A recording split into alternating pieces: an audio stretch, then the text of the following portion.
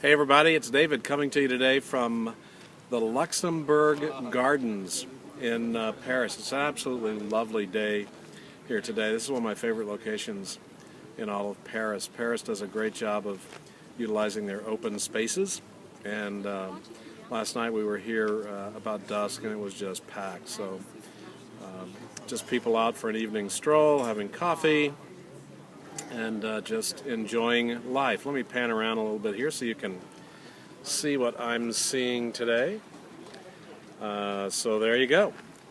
I'm in the process of doing some early grading on your work this week, and wanted to talk a little bit about the assignment question on moral viruses, and in particular how they impact, or how they could impact, servant leadership implementation in your company or your department.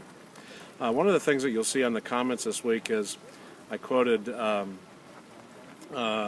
James from the New Testament, and it talked about having people be doers of the word and not just hearers. And so when you make the commitment to move to a servant leadership model in your organization or your department, part of that commitment will be making sure that you actually do servant leadership and not just say you're doing servant leadership. And the pressure is really on the leader at that point to demonstrate servant leadership principles for your people.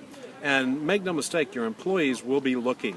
They will be testing you on that. They'll be testing to make sure that you are doing what you say you want them to do.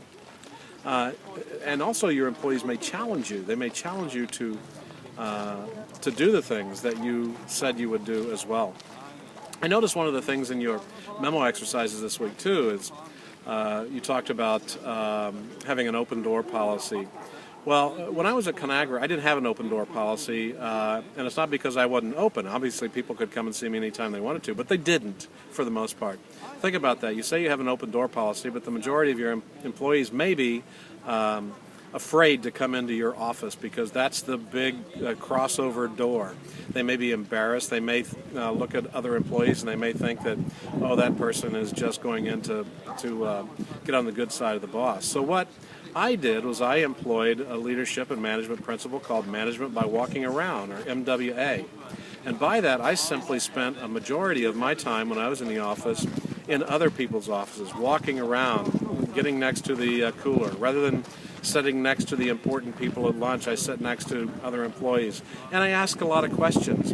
And so when you move to a servant leadership model, you need to actually serve. And by serving, that means that you get out. You don't ask them to come to you. And so think about that as you go forward, and as you begin to perhaps implement some of these principles in your job, is employ a management by walking around principle that will demonstrate and clearly demonstrate servant leadership principles. Okay? Sorry I didn't have my earbuds in today. I'm using my iPad, so my finger's going to be coming at the screen to turn this thing off. So have a great day. Chat with you soon. Take care. Here comes my finger.